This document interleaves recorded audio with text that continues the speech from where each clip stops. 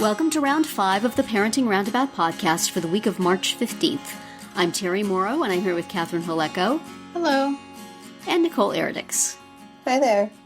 Today, we're taking a break from talking and complaining and obsessing and instead shouting out things other people are doing that we think you'll find as useful or enjoyable as we do. We call this our Roundabout Roundup. And I'll start out today with something that is rather odd for me to be sharing, but I got an invite for Clubhouse. And I've been poking around. I don't know if everybody knows what this is, but it's a new social media thing that's all audio. You go into these rooms and you can hear people actually talking in real time. You can ask to join and speak, or you can just stand in the back of the room, which is what I do, and quietly listen. But at this point, it's only on iPhone and it's invitation only.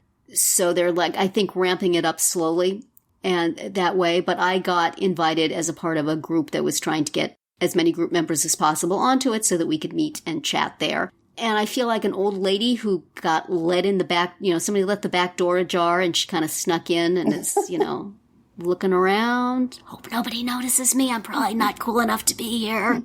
But it's fun. You just look at this. You can just kind of scroll through this list of rooms that people are in talking about all random different stuff.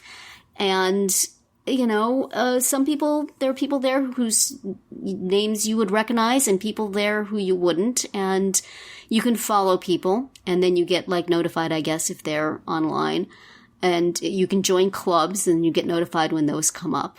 But it's still pretty small, which is the only explanation I have for the fact that somebody I have long admired on Twitter, although she finally left Twitter because she was getting so much unfortunate tweets aimed at her, but I always really liked her, and I said, oh, she's on Clubhouse, I'm a follower here. She followed me back. Why did she follow me back? I feel all this pressure now. It's not like a huge celebrity, but she's a huge celebrity to me, and I'm like, oh my gosh, does she think I'm somebody that she knows in real life? Why would she follow me? Every time I see her on there, it's pressure, but it also feels like the kind of place where that can happen.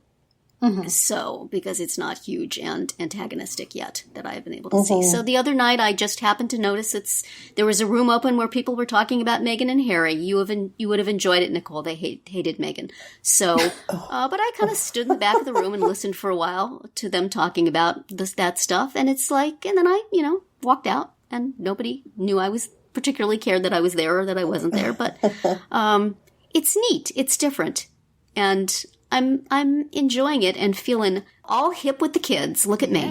Look at me, hanging out in the clubhouse. Mm-hmm. The icon for the clubhouse is a young guy in a cap, and every time I look at it, I think, I have no business associated with this app. One day I will find it gone off my phone, and they'll say, Grandma, we found you. Keep out. We took the liberty of making a change. Yes. So what are you sharing this week, Nicole? Well, in a break from tradition, I'm actually talking about healthy food. Nicole's Healthy Food Minute. Right? This is unusual. So my family decided they wanted to try being gluten-free because they have wheat sensitivities. So, I had to appease them because they outnumbered me. And so I've been the past couple weeks, I've been trying to stock our home with gluten-free food products and in particular snacks because, I've still got to survive. So I came across these gluten-free yogurt-covered pretzels by a company called Glutino or Glutino. I think it's Glutino, but I don't know if that's because I've heard it or because that's what it looks like to me. I think that's what it is. Their yogurt-covered pretzels are better than the gluten yogurt-covered pretzels that I've ever had. Their gluten-free yogurt-covered pretzels are delicious. Oh my goodness, we can't get enough of them. And like I said, they're better than any of the other ones that I've tried that have gluten in them. So we are eating them up like crazy and enjoying them. So it's not every day that I eat a healthy food that I like.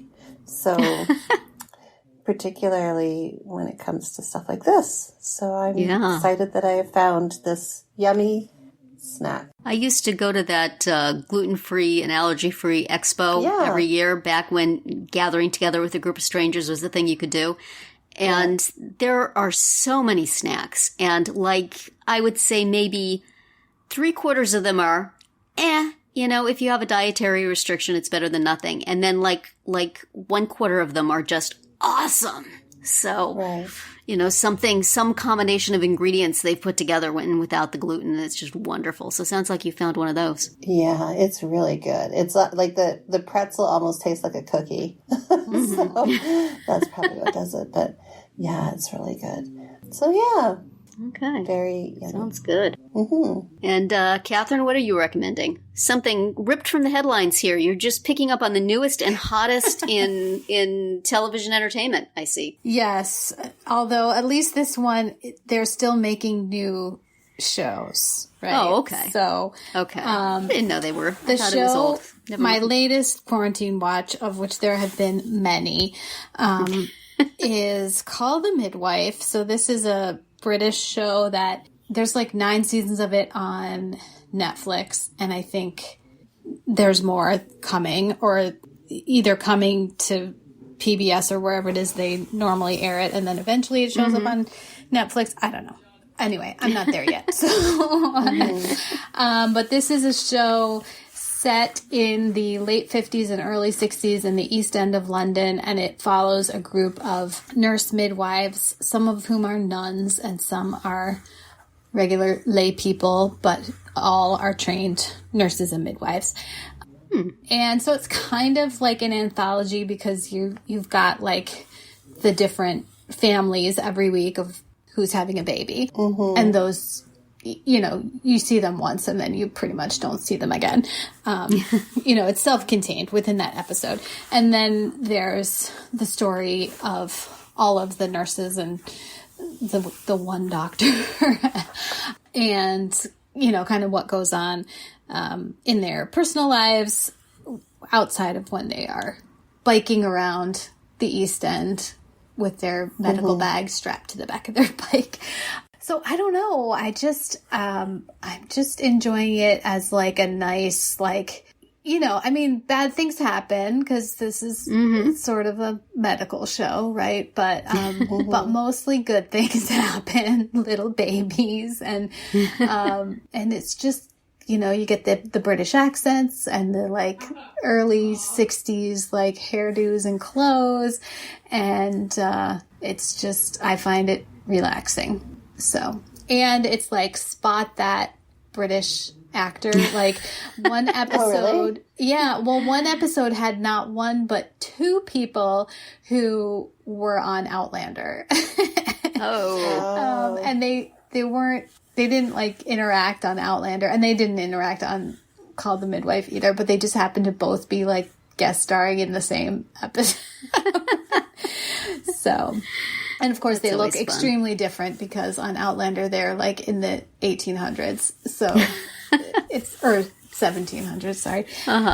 So anyway, it's been a lot of fun, and it's just nice because it feels at the moment like a never ending supply, because like I said, there's 9 seasons on Netflix and it's not over. So I have enough to last me for a while. So that's handy. Cool. So that's Called the Midwife, and that is it for another week of Parenting Roundabout. If you missed any of our earlier episodes this week, look them up on Spreaker, Apple Podcasts, Amazon Music, or wherever you get your podcasts to hear what we have to say about life advice for 18-year-olds or 50-year-olds, having to say no, and being on time, early, late. Which one are you? You can also find all our episodes at parentingroundabout.com. and talk back in the comments there, on our Facebook page, or on Twitter, where you'll find us at Roundabout Chat. Please visit our Amazon shop at amazon.com/shop/mamitude, where you can find links to a lot of the things we talk about. Have a great weekend, and see you back here on Monday.